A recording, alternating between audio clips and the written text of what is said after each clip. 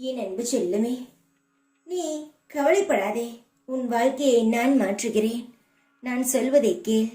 உடைந்த கண்ணாடியை என்றுமே வீட்டிற்குள் வைத்து இருக்கக்கூடாது.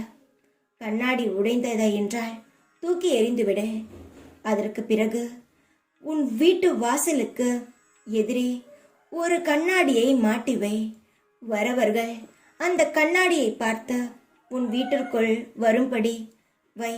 ஏனென்றால் உன்னை சுற்றி நிறைய கண் திஷ்டிகள் உள்ளது. அதை பார்த்துவிட்டு உன் வீட்டிற்குள் வரும் பொழுது கண் திஷ்டியானது அடிபட்டுவிடும். கண்ணாடிக்கும் என் வாழ்க்கைக்கும் என்ன சம்பந்தம் இருக்கிறது அம்மா என்று கேட்கிறாய். கண்ணாடி லட்சுமிகரமானது. கண்ணாடி உன் வாழ்க்கையை எப்படி மாற்றுகிறது என்று மட்டும் நிப்பார். நான் சொல்வதை நீ செய் தங்கமே. வாழ்க்கையில் எல்லாவற்றுக்கும் ஒரு வழி உண்டு. அந்த வழி உன் வாழ்க்கையிலும் பிறக்கும். நான் சொல்வதை நீ முழுமையாக கேள். கண் திருஷ்டி நிறைய உள்ளது. அதை தடுப்பதற்கு ஒரு வழிதான் நான் உனக்கு சொல்லி இருக்கிறேன். என் தங்கமே, உன்னை சுற்றி இருப்பவர்கள் உன்மேல் நிறைய பொறாமையுடன் தான் பழகுகிறார்களே தவிர நல்ல எண்ணத்துடன் கிடையாதா? அதை நீ மனதில் வைத்துக் கொள்ள வேண்டும். எந்த விஷயமாக இருந்தாலும் நீ தெரியாமல் உன் குடும்பத்திற்கு மட்டும் தெரிந்தது போல் நீ பண்ணால் உன் வாழ்க்கையில் எந்த கண் திருஷ்டியும் படாத.